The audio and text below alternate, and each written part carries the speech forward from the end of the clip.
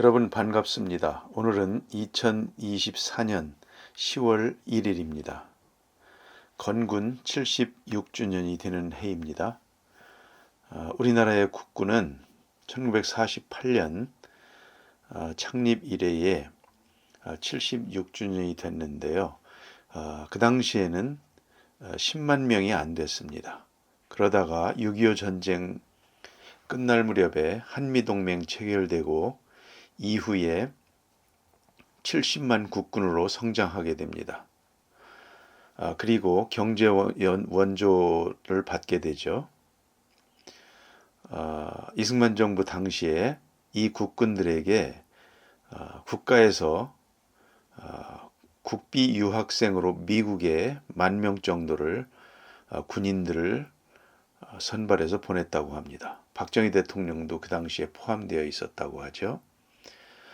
그래서 이들이 늘어난 국군에 미국에 가서 공부도 하고 이렇게 돼서 우리나라의 대표적인 엘리트 집단으로 성장하게 됩니다. 이것이 4.19 이후에 민주당 장면 정부에서 나라를 맡았으나 혼란을 잡지 못했죠. 결국은 5.16이 일어나 윤보선 대통령의 말대로 올 것이 왔다 그랬다고 하죠. 5.16이 일어나 엘리트 집단으로 성장한 군이 대한민국의 부국강병을 그 초석을 다져 오늘에 이르게 된 것으로 볼 수가 있겠습니다. 다시 우리 역사 인식의 틀로 돌아왔습니다. 오늘은 역사 인식의 편찬 내용을 보고자 합니다. 우리는 고조선을 어떻게 이어왔는가?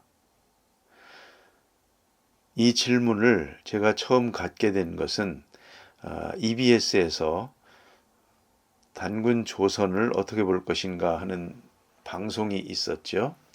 송호정 교수는 단군 조선은 단군은 그저 신화일 뿐이다 라고 말하고, 우시라 교수는 역사다 라고 반론을 제기하고 그랬던 방송입니다. 저는 거기서 그렇다면 우리 선조들은 대대로 고조선을 어떻게 인식해 왔는가 하는데 궁금증이 생겼고, 그 주제를 정리하기 위해서 찾던 중에 복기대 교수의 우리는 고조선을 어떻게 이어왔는가 라는 책을 알게 되고, 이어서 고려대학교에서 출판한 고조선 사료 집성 중국편과 국내편이라는 책도 접하게 되었습니다. 여기에 한치훈의 해동 역사인식의 한 부분이죠. 조선 후기 유학자의, 그리고 매림 역사문화 TV의 그 이완영 선생이 단군조선 말살사 24강을 영상으로 제작해서 유튜브에서 올린 일이 있습니다. 그 내용도 이 고조선에 대한 연대기별 우리 조상들이 어떻게 이해해 왔는가 하는 내용들의 큰 참고를 얻을 수가 있었습니다. 역사인식의 편찬 관련된 사료의 종류를 정리해 봤습니다. 여기에 기술한 문헌사료, 물질사료, 구술사료, 생활사료는 임재해 교수의 고조선 문명과 신시문화라는 책을 근거로 정리한 것이고요. 플러스 과학적 검증자료와 천체 관측자료 등을 추가하고자 하고요. 기타 문헌으로 역사 인식에 참고가 될 만한 세계관, 그리고 종교, 경전과 주석서, 제자백과서, 시문집, 족보, 가보, 책자, 일기, 유품, 신화, 전설, 문학 등 우리 역사 인식에 도움이 될 만한 여러 가지 사실들은 그것이 실증 자료로, 사료로, 정사로 인정이 됐든 야사이든 간에 참고로 쓰려고 하는 것입니다. 기본적으로 물질사료, 문헌사료, 그리고 구술사료, 생활사료, 세계관 이렇게 세 개로 나누어서 세로축에는 연대기별로 정리를 하려고 하는 것입니다. 그에 앞서 사료의 종류와 한계의 인식을 살펴보고자 합니다. 아랫부분에 나와 있죠. 유한한 인생, 종교, 제한된 능력, 건강, 지식, 감성, 경험, 이성, 합리, 상식, 권력, 돈, 명예의 제한된 능력에 대해서 보고요. 과학적 검증의 한계, 그 다음에 과학 이론이 로냐, 시어리냐, 과학의 법칙이냐, 론이냐, 이론이냐, 그런 부분을 살펴보고요. 그 다음 시간에는 사관에 대해서 그 편향성과 목적성, 그리고 역사 무기와 전략에 대해서 제가 아는 바대로 정리를 해보고자 합니다. 그런 연후에 세로축에는 연대기별로, 가로축에는 물질사료, 문헌사료, 구술사료, 생활사료, 세계관 이렇게 나누어서 각 시대에 일어났던 일들에 대한 사료들, 아주 상고 때에는 주로 물질 사료만 있겠죠. 문헌 사료는 후대에 이어지겠고요. 오늘날 생활 사료, 우리에게 남아있는 생활 사료는 아주 옛날부터 전승된 그런 양식들이 있을 겁니다. 그런 내용들을 연대기별로 정리를 해보고자 하는 것입니다. 다음 시간 그러면 먼저 유한한 인생, 우리 인식의 한계, 유한한 인생, 종교부터 시작하겠습니다.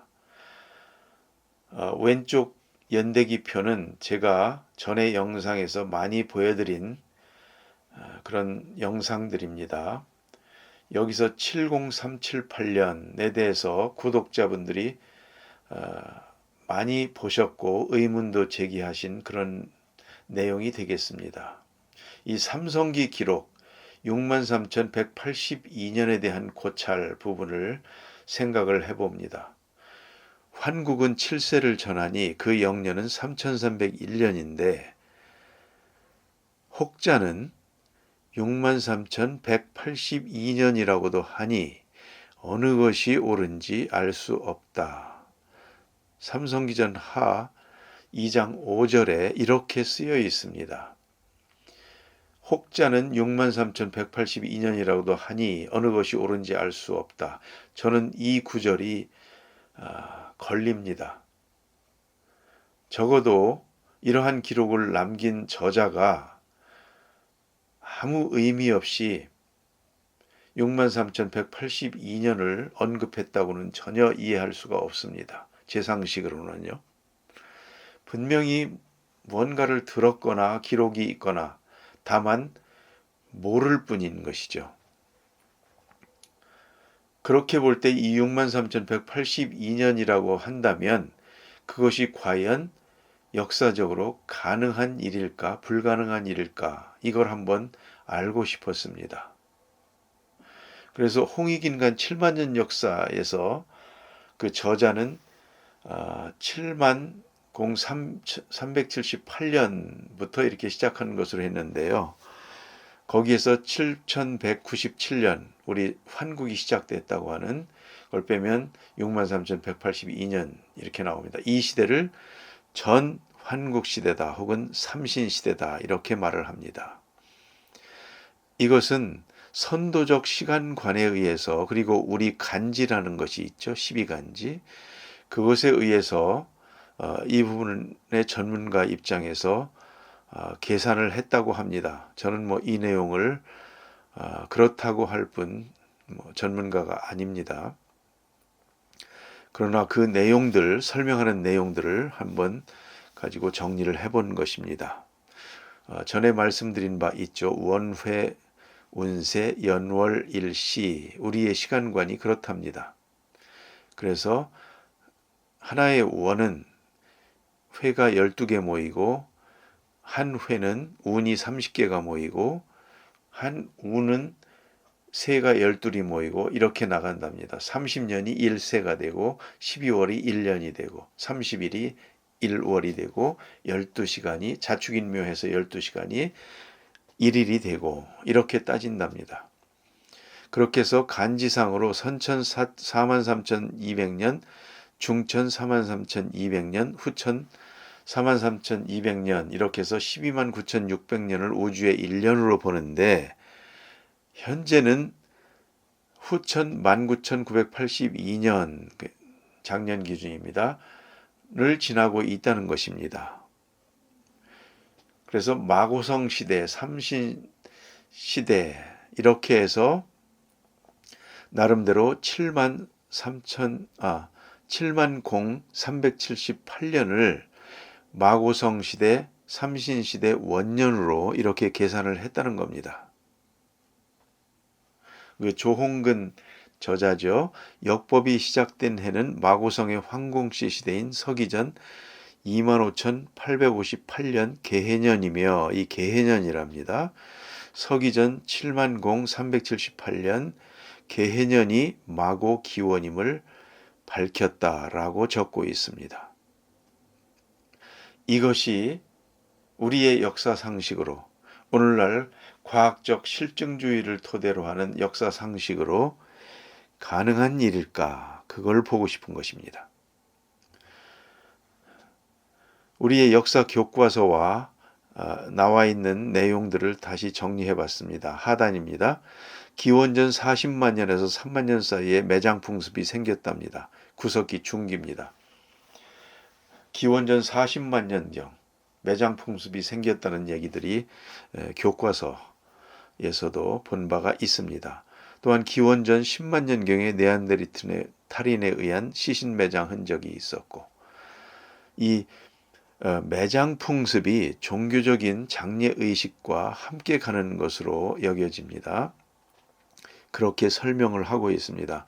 이후 구석기 시대 말기 또는 중석기 시대에 무당, 샤먼이죠. 출현하게 됩니다.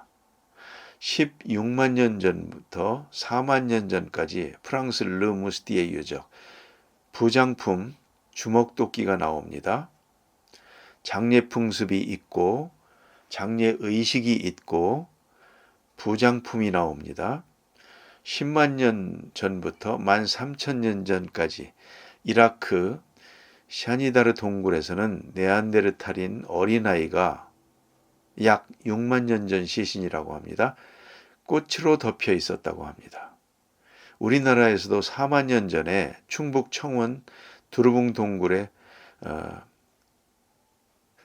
흥수아이 등 그 흥수아이가 넓고 평평한 석회암 낙반석을 맨 아래에 깔고 그 위에 고운 흙을 뿌린 다음 흥수아이의 주검을 바로 펴 묻고 국화꽃을 뿌리는 것으로 교과서는 기술하고 있습니다. 그리고 다시 그 위에 같은 방법으로 고운 흙가루를 뿌리고 다시 널쩍한 판들을 덮어 놓았다. 주검에 대한 경외심이 있었다라고 기록합니다. 이게 4만 년 전 얘기입니다. 자, 삼성기전에는 63,182년을 언급하고 있습니다. 아래에 기술한 여러 가지 우리가 일반적으로 기술한 이런 내용들 하고 비교를 해볼 때 어떻습니까? 전혀 불가능한 얘기입니까? 가능할 수도 있겠다는 생각이 듭니다. 일단 여기까지 하고 넘어가겠습니다. 유한한 인생 종교에 대해서 알아봅니다. 종교는 언제 시작되었는가? 태어날 때부터 뭔가를 믿어야 하는 존재랍니다. 존재가 생겨나면서 인간이란 존재가 생겨나면서부터 종교도 함께 생겨났다. 시신을 땅에 묻기 시작한 매장이야말로 종교의 시작이다. 구석기 시대에도 집단 매장 풍습이 생겼다. 동굴 깊숙한 곳에서 공동묘지가 발견되었다고 합니다. 종교학자는 말합니다. 시신을 원형 그대로 유지하려고 노력한 것도 내세에 대한 믿음의 증거라고 해석한다. 구석기 중기 기원전 40만 년 전에서 3만 년 사이로 추정이 되는데 장신구가 발견되고 꽃가루를 뿌린 흔적이 있었다. 장례의식도 시작된 것으로 추정을 하고 있습니다. 유발 하라리는 사피엔스 인간이 인지혁명을 일으켰을 때 그걸 7만 년 전으로 말하죠. 종교도 힘을 갖기 시작했다라고 기술하고 있습니다. 종교 권력의 시발점. 이게 우리 삼성기전의 7만 년 홍익인간 역사의 출발과 그 연대를 비교해 볼 때 그렇게 전혀 터무니없지가 않습니다. 그런 점이 생각이 되고요. 선사시대의 원시 인류는 인간의 영혼이 있고 죽은 뒤에도 사후세계가 존재한다고 믿어왔다. 이게 우리 인간이 아주 옛날부터도 이런 의식들이 있었답니다. 이거는 과학기술이 발달하기 하는 것과는 상관없이 근본적으로 이런 우리 인간의 영혼이 이런 생각들이 있었다는 것이죠. 종교적인 인간이라는 뜻입니다. 기원전 10만 년경 네안데르탈인에 의한 시신매장 흔적, 이런 내용들, 무당 얘기들 이렇게 있습니다. 이런 것들이 발전을 해서 애니미즘, 삼라만상의 숭배의 대상이었다. 만물 정령신앙과 자연신, 이 토테미즘, 우리를 지켜주는 특정 동물이나 식물 숭배, 샤머니즘으로 되고, 여기서 토템폴이라는 것이 오늘날까지도 그 유물이 남아 있습니다. 솥대, 우리 주변에서도 지금도 볼 수 있죠. 솥대. 그리고 홍살문, 조선 왕조 그 왕릉에 가면 홍살문이 항상 있죠. 그리고 유교 서당에 가도 홍살문이 다 있습니다. 일본의 신사에 본 도리가 있죠. 불교의 절에 가면 일주문이 있었죠. 지금은 많이 없어졌습니다만은 일주문이 있습니다. 천하대장군과 치하여장군, 서양에는 오벨리스크, 태양신, 이런 것이 다 태양신을 상징하는데 토템폴이라고 합니다. 지금도 다 남아있는 생활 사료가 되겠습니다. 장례의식은 언제 시작되었는가에 대한 내용들을 또 정리해봤습니다. 구석기 시대, 중기 구석기가 되면 거의 보편화되는 경향을 보인다고 말합니다. 장례의식이. 영어로 리추얼이죠. 그래서 16만 년 전부터 이미 나오죠. 10만 년, 6만 년 꽃으로 덮여 있었던 것들, 4만 년 청원 두루봉동굴의 홍승수아의 국화꽃을 뿌린 것, 11,500년 전, 이게 이제 최후 빙하기의 마지막 부분이죠. 터키 괴베클리 테페 언덕 유적 농경생활 바로 직전입니다. 높이 5m, 무게 7톤에 달하는 돌이 200개 이상이나 나왔답니다. 이렇게 거대한 거석 문화가 이렇게 나옵니다. 이미 농경 시작, 생활 시작 이전에요. 20겹의 원을 그리는 형태로 세로로 세우고 조각 문양도 새겨져 있고 오직 종교적인 목적으로만 지은 것이랍니다. 그렇게 학자들이 추정을 하고 있습니다. 이게 이스라엘의 여리고 유적은 이보다 1000년 이후에나 만들어진 도시랍니다. 이런 것들이 어떻게 이렇게 만들어졌을까요? 원숭이에서 발전한 그런 수준의 지능으로 만들어졌을까요? 우리가 진화론에 대해서도 의문을 가져볼 필요가 있어 보입니다. 대홍수 신화는 지구상 모든 문명권에 있었다. 지구 최하의 빙기 15,000년, 18,000년 있다라고 하죠. 가장 추웠던 시기, 해수면이 가장 낮았던 시기, 서해안이 아주 살기 좋은 초원이었고 온갖 동식물들이 자랐고 대한해협이 거의 인접해 있었고 가느다랗게 물이 흐르고 있었는데 수심이 10m 해안이었고 여기에 돌고래들이 이동한 경로였다고 학림 TV에서는 말하고 있습니다. 아무튼 지금보다 해수면이 125m, 130m 이상 낮았던 시기에 그것이 풀리면서 대홍수가 일어났고 세계 곳곳에 대홍수 신화가 지구상 모든 문명권에 있게 되었다. 이것이 집대성되고 모아져서 성경에 노아의 홍수로 기록이 되어 있다. 이렇게 됐다는 것이죠. 길가메시 서사시, 우리가 다 아는 바입니다. 그리스, 중국, 일본, 인도의 신화, 잉카, 아즈텍, 마야에도 대홍수 신화가 다 있습니다. 호모사피엔스 출현 이후 겪었던 가장 큰 자연재해, LGM, Last Glacial Maximum, 마지막 최대 빙하기였다. 그것이 기원전 3만 년에서 12,000년까지였다고 합니다. 그런 내용들이 있습니다. 우리의 역사를, 초창기 역사를 인식하는 데 있어서 반드시 짚고 넘어가야 될 부분들이라고 보여집니다. 이 빙하기가 끝나고 드디어 농업혁명이 일어나고 잉여 생산물이 몇천 년 후에 생기고 계급사회 만들어지고 도시국가 만들어지고 대홍수설화가 다듬어지게 됩니다. 절대적인 공포로 종교가 끼어들 최적의 조건이 형성되었다. 참회와 정화의 핵심적 모티브 역할, 살아남은 것 신에게 감사하라. 창세 신화는 수메르, 인도, 그리스 신화, 구약 성경까지.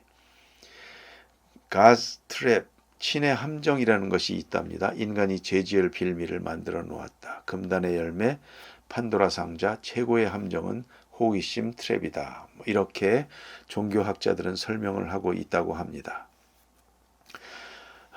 한민족은 LGM식이 바이칼 호수로 이동한 사람들이 일반년 이상 고립되어 살면서 동질성이 생겼다라는 유화문명 건설을 했다라는 설도 있습니다. 그 당시에 바이칼 호수는 상대적으로 살 수 있는, 빙하기에도 살 수 있는 여러 가지 식물도 풍부하고 기후도 그래서 오히려 그쪽으로 이동을 해서 그 대신 다른 데로 이동을 못하고 인류가 자유자재로 이동하다가 빙하기가 되면서 고립되어서 세계 곳곳에 고립되어서 이제 이질성이 생기면서 고립된 사람들끼리만 동질성이 생기면서 이제 민족이라는 것도 서서히 생기기 시작하고 문명 건설이 시작되었다. 이렇게 설명도 합니다.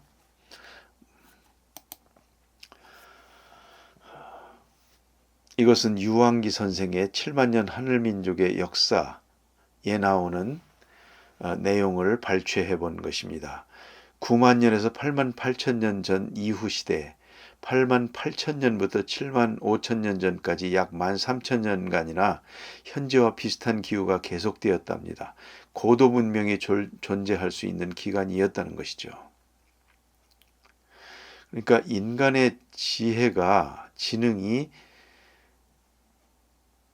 지금과 다름이 없다라고 보여집니다.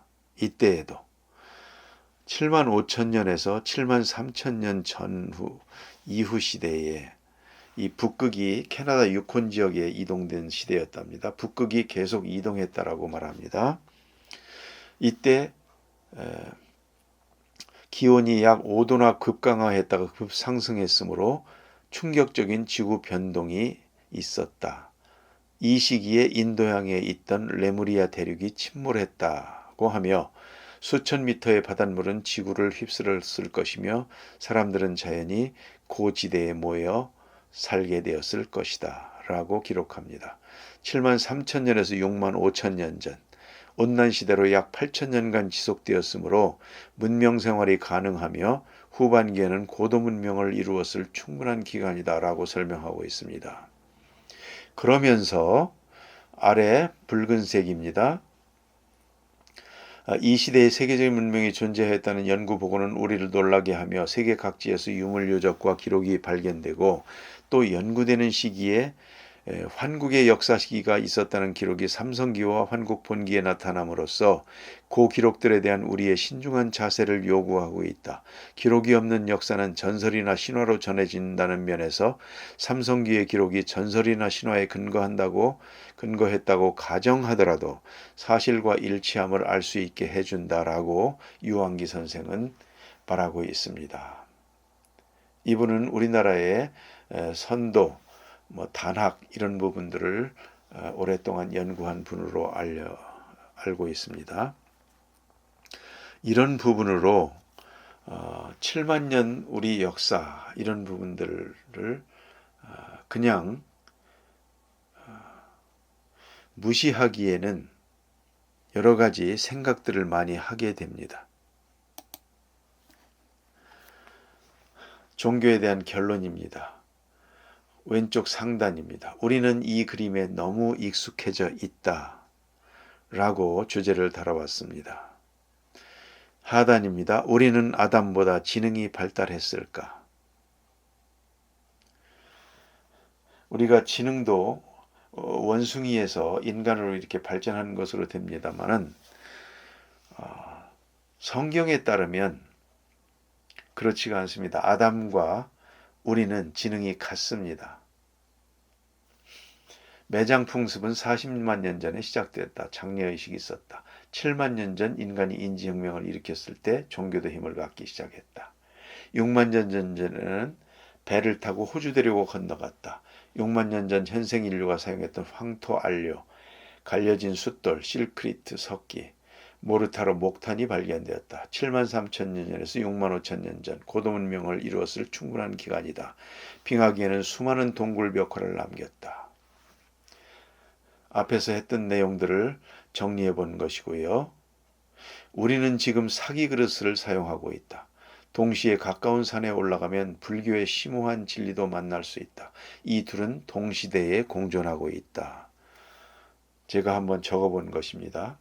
그렇다면 7만 년 전 시대에는 이러한 일이 불가능했을까요? 우리가 그때의 과학기술의 발달 이전으로 석기를 만들어 썼지만 우리의 영적인 또는 지능에 있어서는 종교적인 의식에 있어서는 마고 삼신, 우리의 환단고기에서 말하는 마고 삼신, 부도지에서 말하는 마고 삼신의 역사가 전혀 불가능한 일일까요? 말도 안 되는 이야기일까요? 제 상식으로는 그렇게 생각만 되지는 않습니다. 여러분은 어떠십니까? 고등 종교의 출발점을 한번 이 시간에 짚고 넘어가 보겠습니다. 모든 것의 중심이 되는 가르침, 곧 인생의 근본과 도리에 대한 가르침을 종교라고 말합니다. 우리가 옛날 시대에는 애니미즘, 토테미즘 이렇게 돼 있다가 유한기 선생은 태고시대의 신앙을 민중신앙과 고등신앙으로 분류합니다. 오늘날 고등종교는 태고시대의 고등신앙에 뿌리를 두고 있다. 그러면서 우리의 환단고기에서 우리의 선도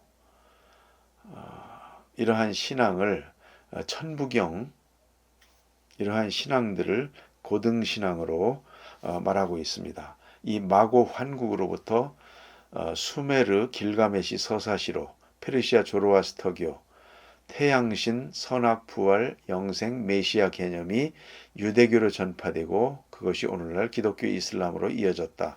이제 이렇게 종교학자들은 보통 말하고 우리의 그 민족 사설을 연구하는 분들이 이제 설명을 하고 있는 것이죠. 이 페르시아 조로아스터교는 이스라엘 민족이 바벨론 포로로 끌려가 있었죠. 그때 이제 페르시아의 고레스, 보통 일반 학계에서는 그 키루스 대왕이죠. 피터 드러커가 리더십의 원조로 아주 극찬한 키루스 왕, 유대인을 바벨론 포로에서 구출해서 이스라엘로 돌아가게 만든 그 키루스 고레스 대왕. 이제 그 시절에 유대인들이 돌아와서 유대교를 정립하는 과정에서 조로아스터교의 영향을 많이 받았다, 뭐 이런 주장도 합디다마는 고등 종교의 출발을 저는 탈무드를 봐야 한다고 봅니다. 미드라시에 나오는 말씀을 읽어보겠습니다. 나에게 그 백성을 내어 보내라. 명령하는 너의 신은 누구시냐? 모세와 아론이 대답하였습니다. 우주는 우리 하나님의 능력과 권세로 가득 차 있습니다. 하나님은 이 세상이 창조되기 전에 계셨을 뿐만 아니라 이 세상 마지막 날에도 계실 것입니다. 그 하나님은 당신을 지으시고 당신에게 생명을 불어넣으셨습니다. 그분은 하늘을 펼치시고 땅에 기초를 놓으셨습니다. 그분은 또한 어머니의 자궁 속에 태아를 지으시고 산 생명으로 세상에 태어나도록 하셨습니다. 이렇게 대화를 나누는 장면이 탈무드 미드라시에 나옵니다. 그러면 탈무드가 말하는 하나님의 속성, 이게 제가 우리의 환단고기를 연구하는 과정에서 우리는 환이다, 밝다, 뭐 이런 설명들을 많이 하고 삼신에 대해서도 설명을 많이 하는데, 이 하나님의 속성에 대한 것은 저는 탈무드가 좀 더 진화된 것이 아닌가 그렇게 보입니다. 탈무드가 말하는 하나님의 속성 10가지로 이렇게 말합니다. 유일무시하다. 형태를 가지지 않았다. 어디에나 계신다. 모든 것을 이루신다. 모든 것을 아신다. 영원하다. 공의로우시고 자비하다. 아버지 되신 거룩하시고 완전하다. 하나님의 구별된 이름, 거룩한 네 문자, 요드 헤이 바브 헤이, 여호와 야훼, 이렇게 말합니다. 아브라함이 하나님의 살아계심을 삶의 첫 번째 원인으로 발견하게 되고 우주 만물 자연이 창조주를 계시한다는 그의 진술은 랍비들의 문헌에서 읽을 수 있습니다. 아브라함아, 너는 움직이지 않는 형상에게 예배하지 않으니 움직이는 불을 예배하라. 아닙니다. 바람을 만드신 이를 예배해야 됩니다. 이렇게 점점 태양을 예배하고 이 세상에 있는 것들을 예배하는 거에서 점점 보이지 않는 것으로 아브라함의 사고가 발전하게 됩니다. 또 다른 이야기입니다. 아브라함은 자신이 창조주 하나님을 깨달아 알고 믿게 되기까지 모든 어두움을 밝히는 태양을 숭배하기로 마음먹었습니다. 이 태양신이 고대 신앙의 가장 아주 대표적인 그런 것들로 보여지죠. 오늘날 그 태양력, 뭐 이런 것들, 그 다음에 세계 모든 문명의 그런 종교의 이런 심벌들, 이런 것들이 태양력, 이 태양신 숭배 사상에서 비롯된 것을 여러분들이 설명을 하고 있습니다. 우리의 환단고기에 우리의 그 신교 이런 부분도 결국은 태양이죠. 그런데 그날 밤 아브라함은 태양을 볼 수가 없었습니다. 태양은 어디론가 사라지고 말았던 것입니다. 여기서부터 아브라함의 고민이 시작됩니다. 이번에는 달이 나타나니까 달을 숭배합니다. 그것도 없어집니다. 별들이 나타납니다. 그것도 없어집니다. 이러한 자연 법칙을 관찰하면서 아브라함은 이 우주 만물의 진정한 주인은 하나님이시다라고 외쳤습니다. 아브라함이 상당히 뛰어났던 것 같습니다. 하나님은 순간순간 피조물들이 필요로 하는 바에 따라 이 세상에 있어야 할 모든 것을 준비하고 계십니다. 하나님께서는 선하고 의로운 사람뿐 아니라 악인과 우상 숭배자들에게 이르기까지 모든 피조물들에게 은혜를 베푸시어 그들을 만족하게 하십니다. 이게 계속 탈무드에 나오는 얘기들입니다. 하나님은 첫 3일 동안은 살아있는 것 중 가장 힘있는 것으로부터 가장 미미한 존재에 이르기까지 전 우주를 만드시는 데 시간을 사용하셨습니다. 나는 당신의 하나님을 보고 싶다. 이건 황제 하드리안의 기록입니다. 황제가 말합니다. 나는 당신의 하나님을 보고 싶다. 랍비는 대답하였습니다. 그것은 불가능합니다. 하나님은 태양을 창조하신 분으로 피조물인 태양과 구별되시는 거룩한 분이시며 자꾸 태양과 하나님을 구별합니다. 은혜의 하나님이십니다. 태양은 그 창조주 하나님을 보조하는 많은 수종들은 종에 지나지 않습니다. 태양이 종으로 격화됩니다. 하나님의 모습을 바라본다는 것은 불가능합니다. 황제의 능력으로 하나님의 종 가운데 하나인 태양도 바라보지 못하면서 하나님을 바라보시려 합니까? 그것은 어림도 없는 일입니다. 황제와 랍비의 대화랍니다. 그 당시 사람들이 자신들의 삶을 살아가는데 어떤 신적인 존재에 아무런 제한을 받지 않는 사람처럼 살아가는 현실적인 무신론 자들에게 성경과 탈무드는 관심을 가지고 있었습니다. 도덕적으로 타락한 사람, 이렇게 말합니다. 그들이 누구냐? 에피쿠로스파를 그렇게 말합니다. 탈무드에서는 나발과 같은 생각을 가진 사람인데요. 도덕적으로 타락한 사람이라고 묘사하는데 이들이 바로 에피쿠로스파입니다. 그들은 혐오할 만한 행동을 함으로 종교의 기본 원리를 부정하였습니다. 그들은 이 세상은 섭리자나 인도자 없이 자기 스스로의 규칙을 따라 자동적으로 운행된다고 주장하는 사람들 중에 한 무리입니다. 오늘날에도 무신론자들, 그리고 오늘날 자꾸 그렇게 세월이 흘러가죠. 특히 좌파 계열 사람들, 기독교를 이제 없애고자 하는 이제 그런 사람들과 이제 생각이 비슷한 것이죠. 따라서 랍비들은 하나님의 존재에 대한 신앙과 불신앙 여부에는 상관없이 우주 안에 심판자와 심판이 없다고 주장하는 사람들을 무신론자라고 정의하였습니다. 이게 탈무드가 정의하는 무신론자랍니다. 우주 안에 심판자와 심판이 없다. 이 세상에서 가장 혐오할 만한 사람은 어떤 사람입니까? 자신의 창조주를 부인하는 사람입니다. 죄를 금지하신 하나님을 먼저 부인하지 않고서는 죄를 계속하여 범할 수 없습니다. 이렇게 탈무드는 가르치고 있습니다. 탈무드의 가르침에 의하면 하나님의 존재는 머리로 하는 지적인 확신보다 더 크며 하나님이 계신다는 것을 인식하는 것은 여기서 이렇게 말합니다. 도덕적 책임을 포함하고 있습니다. 라고 가르치고 있습니다. 이런 내용들이 탈무드에 이렇게 기록이 되고 오늘날 유대교에서는 계속적으로 가르치고 있습니다. 이것은 가톨릭에서 초신자들에게 가르치는 내용입니다.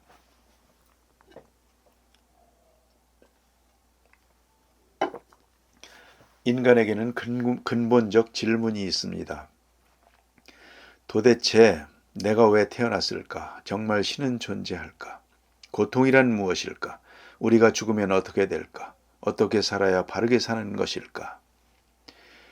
이에 대해서 이렇게 대답합니다. 우리가 추구하는 욕망들마다 대상이 있다. 식욕의 대상에는 음식이 있고, 성욕의 대상에는 이성이 있고, 물욕의 대상에는 재화, 돈이 있고, 명예욕의 대상으로는 펜, 박수가 있다. 그렇다면 영혼을 향한 욕망에는 대상이 없는가? 영혼에 대한 욕망의 대상도 반드시 있다. 절대라는 개념이다. 그리고 해답은 종교다. 생사존망에는 인간이 답을 가지고 있지 못하다라고 신부님은 초신자들을 가르칩니다. 여러분은 어찌 생각하십니까? 성경이 무엇인가? 인생을 바르게 살아가는 방법을 가르치는 책이다 라고 랍비들은 설명한다고 합니다. 유대인들은 이렇게 기도한다고도 합니다. 이성의 비판에 대해서요. 때로 왜 이런 일이 있어야 하는지 우리의 이성으로는 이해가 되지 않습니다. 그러나 이성의 비판에도 불구하고 하나님을 찬양합니다. 지금은 이해하지 못합니다. 그러나 이후에는 알게 될 것입니다. 아멘. 이렇게 기도한답니다. 종교를 가진 사람의 장례식입니다. 기독교인들의 장례식이죠. 장례가 끝난 다음에 점잖게 생긴 신사 한 분이 제게 가까이 다가왔다. 전혀 모르는 사람이다. 이렇게 물어본다. 기독교인들은 장례식에도 노래를 부르는군요. 그렇죠. 찬송을 하죠. 그렇죠 했더니 그 다음에 진지하게 말한다. 저는 기독교인의 장례식에 처음 참여했는데 충격을 받았습니다. 내세의 부활을 진짜로 믿고 있는가 봐요. 초기 우리나라 기독교에서는 이렇게 설교를 했습니다. 불교는 상가집 같고 유교는 제사집 같고 기독교는 잔치집 같다라고 많이 전도할 때 사용했다고도 합니다. 기독교에 있어서 가장 중요한 개념 자유. 요한복음 8장 32절. 진리를 알지니 진리가 너희를 자유롭게 하리라. 갈라디아서 5장 1절. 그리스도께서 우리로 자유케 하려고 자유를 주셨으니 그러므로 굳세게 서서 다시는 종의 멍에를 매지 말라. 이승만 대통령이 마지막 유언으로 우리 민족을 향해서 이 구절을 유언으로 남기셨다고 하죠. 다시는 종의 멍에를 매지 말라. 종교개혁자 마틴 루터. 보통 기독교에서 말하는 구원은 다른 말로 하면 자유를 말한다고 합니다. 마틴 루터의 자유. 신앙이란 죄와 사망과 사탄과 율법과 진노로부터의 자유다 라고 말합니다. 우리의 의식을 부자유하게 만드는 저런 5가지 요소로부터의 자유를 말하고 있습니다. 요한복음, 죄로부터의 자유. 저는 개인적으로 기독교 신앙을 받아들이면서 이 부분에 대해서 많은 감명을 받았던 내용입니다. 나면서부터 소경된 사람에 대한 제자들의 질문입니다. 이 사람이 소경으로 난 것이 네 죄로 이남이오니이까 자기 오니이까 그 부모 오니이까 누구의 죄냐 이거죠. 예수께서 대답하시되 이 사람이나 그 부모가 죄를 범한 것이 아니라 그에게서 하나님이 하시는 일을 나타내고자 하심이니라. 저희가 어렸을 때 우리가 그런 말 많이 듣지 않습니까? 전생에 무슨 죄를 많이 지어서 이런 고난을 겪는가. 이게 불교적 사고관이죠. 전생에 죄를 지어서 지금의 어떤 고생이 반드시 전에 무슨 죄의 결과로 나타나는 것이다. 이게 우리의 보통의 인식이었습니다. 그러나 예수님은 이것을 완전히 돌려서 전에 죄를 지어서 지금 이 고생을 하는 것이 아니고 미래에 하나님이 하시고자 하는 일을 나타내고자 하신다 하면서 그 원인을 미래로 돌려버립니다. 죄로부터의 자유, 회개와 용서에 대해서 그런 말이 있습니다. 회개에는 왕복거리가 있다. 영화 밀양을 보셨을 겁니다. 거기에서 송강호가 전도연의 아이를 죽이고 나서 감옥에서 면회를 했을 때 그런 말을 합니다. 나는 예수 그리스도를 믿고 회개를 했습니다. 이제 마음이 편하다. 그러죠. 그러니 전도연이 화가 납니다. 내가 용서하지 않았는데 누가 당신을 용서했단 말입니까? 기독교인이 회개를 하면 용서받고 마음이 편해집니다. 그러나 죄에 대한 그가 저지른 죄에 대한 후속 결과에 대한 책임은 현실적으로 그대로 남아있는 것입니다.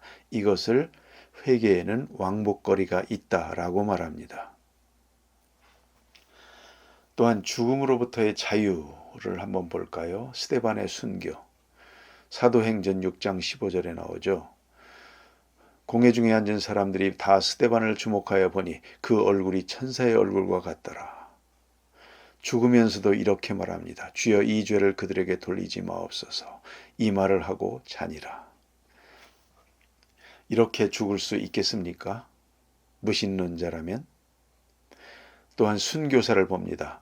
로마의 원형극장에서 지금 사자가 들어와서 예수 믿는 사람들을 찢어 죽이는 순간인데 어린아이를 안고 끌려간 어머니가 같이 있습니다. 어머니가 어린아이를 안고 있는데 사자가 저쪽에서 달려오니까 애가 울 수밖에요. 그때 어머니가 하는 말이 너무너무 감격스럽습니다. 얘야 잠깐만 기다려라. 곧 밝아질 것이다. 이 세상 고통 잠깐 지나가면 곧 환한 세상이 열릴 것이다. 이렇게 위로하는 글이 있습니다.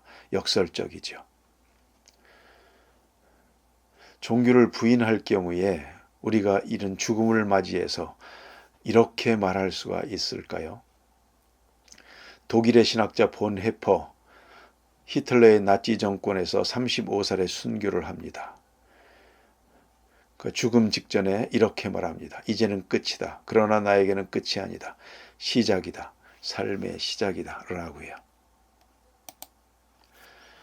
또 하나의 주제, 고통입니다. 베드로서에서는 고난을 세 가지로 말합니다. 애매한 고난이 있다. 자기 죄 때문에 당하는 고난이 있다.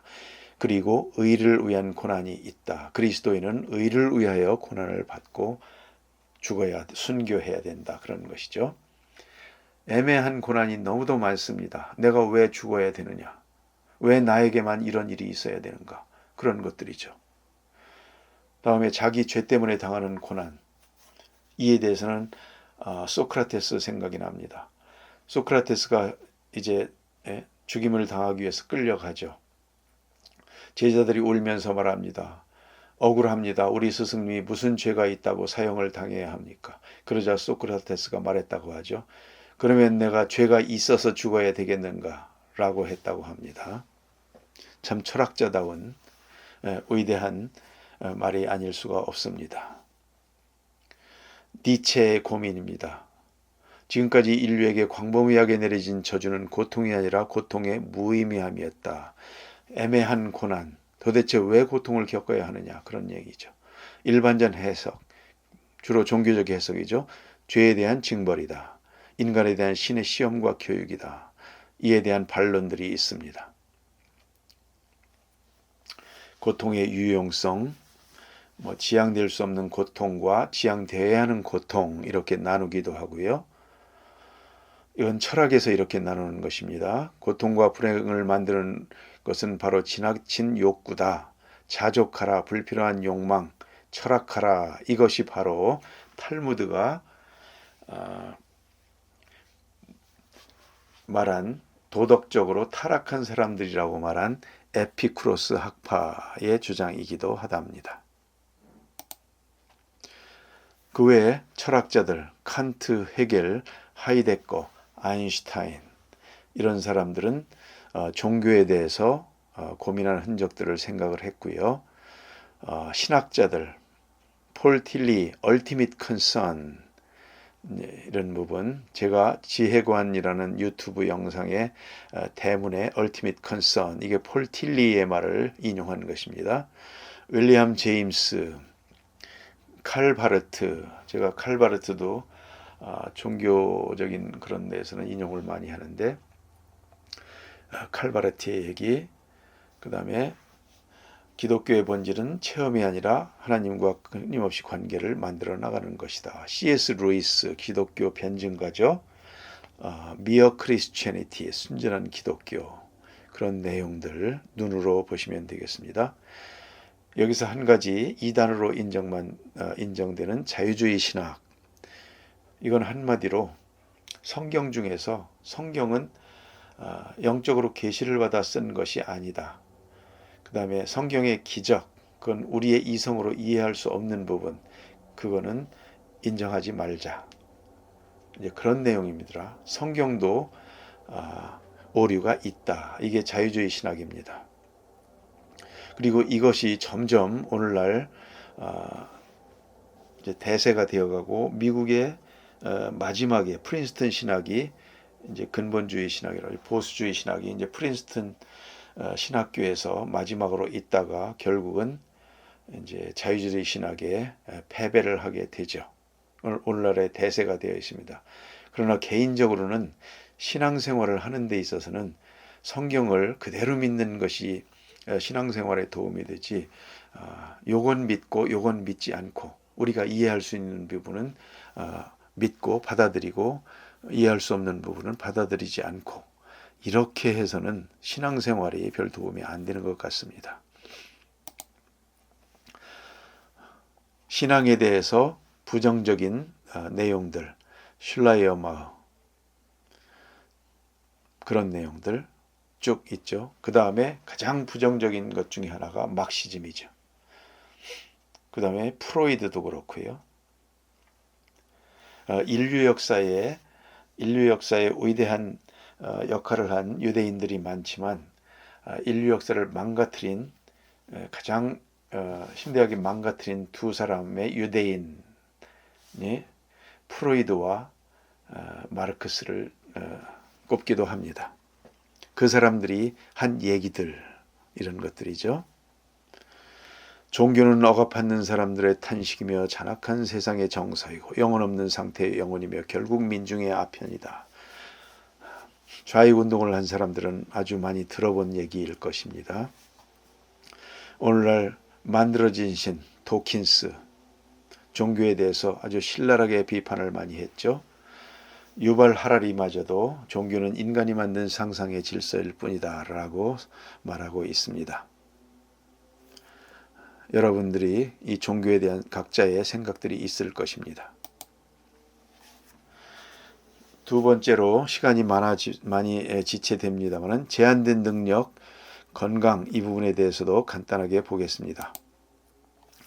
못된 짓도 건강해야 할 수 있다. 그러나 악마도 병들면 천사가 됩니다. 건강 믿을 것이 못됩니다. 건강한 인격은 영이 혼을 지배하고 혼이 몸을 지배한다. 내 마음대로 몸이 다스려집니까? 아니면 몸이 내 마음을 다스립니까? 인격도 전적으로 믿을 만한 것이 못된다는 뜻입니다. 입맛이 병들면 꼭 먹어서는 안 될 것만 입맛이 돕니다. 먹지 말아야 될 것을 먹게 되고 먹어야 될 것은 동하지 않습니다. 술, 담배가 입맛이 땡기죠. 인간 본성의 허약함, 이성이 잠들면 괴물이 태어난다고 말합니다. 본성도 그리 믿을 것이 안 된다. 이성도 장난을 한다. 이성이 영의 지배를 받아야 된다. 영이 이성을 컨트롤하면 바르게 행동을 한다. 선한 방향으로. 그런데 이성이 영의 지배를 받지 않는다. 오히려 육체를 지배를 받는다. 그러면 어떻게 되느냐? 잔재주를 부리죠. 악한 사람들이 더 재주가 많습니다. 기가 막히게 머리가 좋습니다. 통제불능입니다. 이성도 우리가 이성으로 유토피아를 만들 수 있다. 종교개혁 이후에 계몽주의라고 표현하는 이성으로 유토피아를 만들 수 있다. 오늘날 주로 좌파 계열에서 이것을 이어받아서 주장을 하고 있는데요. 공산주의 해보니 유토피아가 만들어집니까? 우리의 인간의 이성도 종교로서 하나님의 나라를 만들지 못했듯이 우리의 이성도 유토피아를 만들 수 없습니다. 그렇게 생각이 됩니다. 완전한 것이 아니죠. 우리가 또 말하는 합리주의 얘기 많이 하죠. 우리가 그렇게 합리주의적으로 완벽하게 합리적입니까? 인간은 결코 그렇지 못합니다. 또한 상식은 18세까지 습득한 편견의 집합이다라고 아인슈타인이 신랄하게 말하고 있습니다. 상식은 세계에서 가장 잘 팔려나가는 상품이다. 왜냐하면 모든 인간은 스스로를 상식이 잘 갖춰진 사람이라고 확신하기 때문이다. 데카르트가 이렇게 비꼬고 있습니다. 그런가 하면 권력, 돈, 명예, 화무 11홍이여 권불 10년이라. 돈으로도 못하는 것, 골프와 자식이다. 이병철 회장의 말씀입니다. 우선 생전에 한 잔 술을 즐길 거나 천년에 남는 이름 죽은 뒤에 무엇하리. 명예, 이태백의 고백입니다. 모스크바에 가면 가가린의 동상이 있다. 그가 우주에 다녀와서 말하기를 우주에 갔더니 아무것도 없고 하나님도 없더라. 그에 비하면 어윈 대령 같이 달나라에 갔다 왔죠. 어윈 대령도 달나라에 가서 지구를 봤는데 우리가 보는 달은 작습니다. 달에서 지구를 보면 이것이 7배나 큽니다. 우리가 보는 달은 흑백입니다. 그런데 달에서 보는 지구는 총천연색입니다. 육안으로 만리장성이 보입니다. 얼마나 아름답겠습니까? 이런 세계를 바라보면서 하나님을 찬양했습니다. 가가린은 못 봤다고 하던데 당신은 달나라에 가서 지구를 보면서 하나님을 찬양했다는데 어떻게 보았습니까? 그는 성경을 외웠다. 마음이 정결한 자는 하나님을 볼 것이요. 우리가 꽃같이 경험을 해도 이렇게 다릅니다.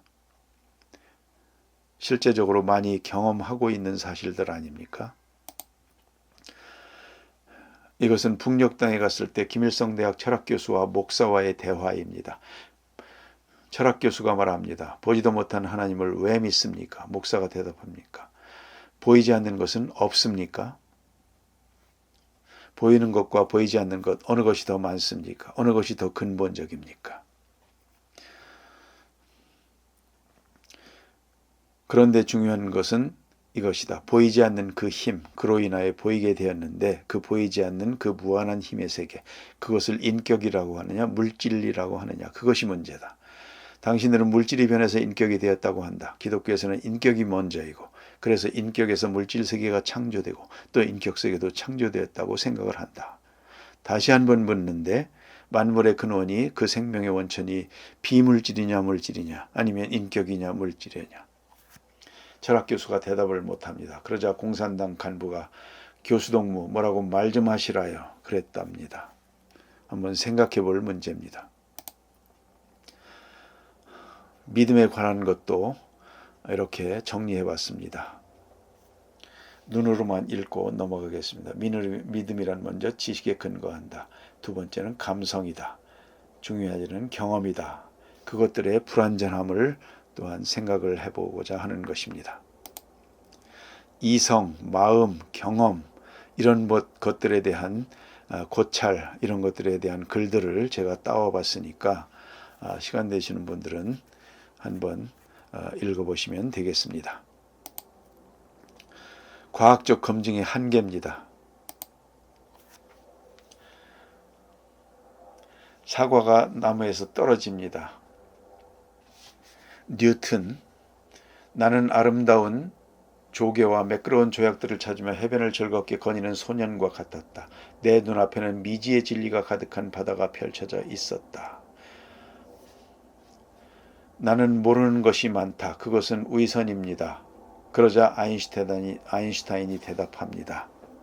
칠판에 원을 그립니다. 이 원 안이 내가 아는 부분입니다. 내가 많이 알수록 원의 주변이 더 커진다. 그것이 원 밖이 모르는 부분이다. 이렇게 대답했다고 합니다.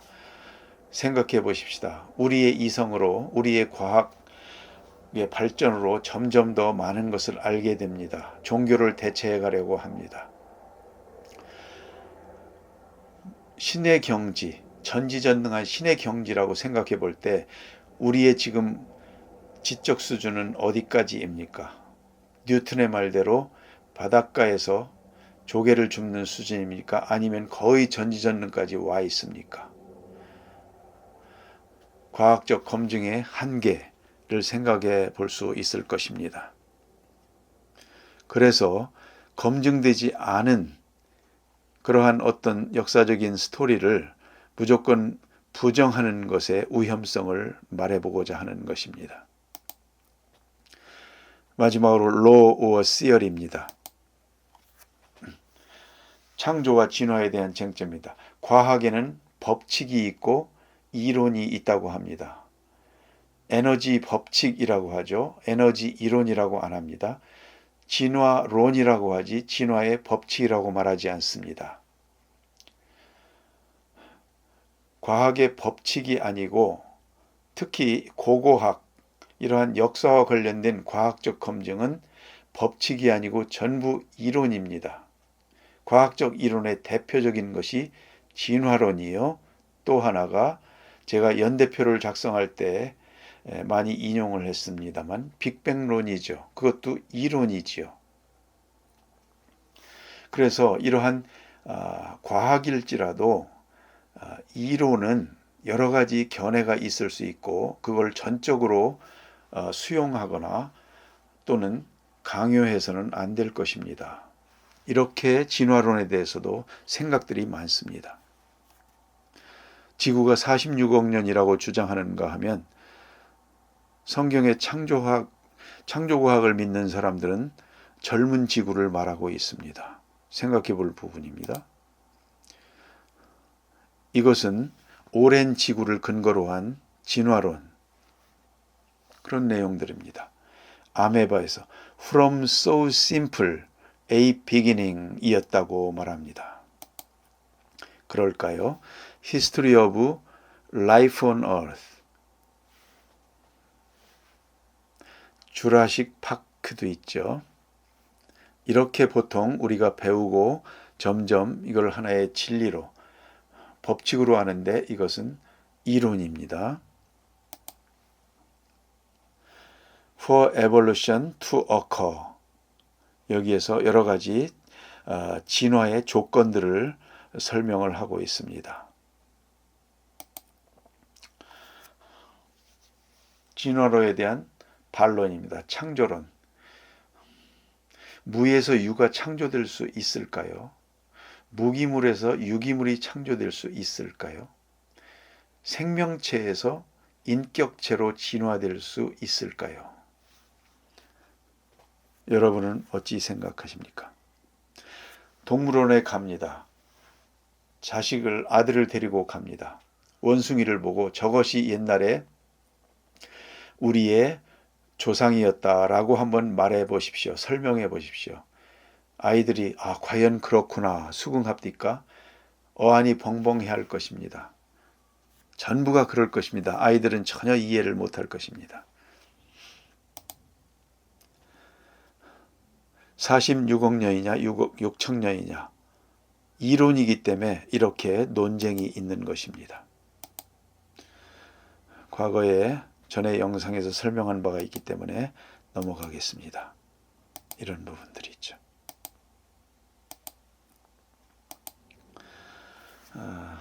일부를 마치고요. 다음 시간에 사관을 이어서 설명드리도록 하겠습니다. 오랜 시간 경청해 주셔서 감사합니다. 다음 시간에 뵙겠습니다.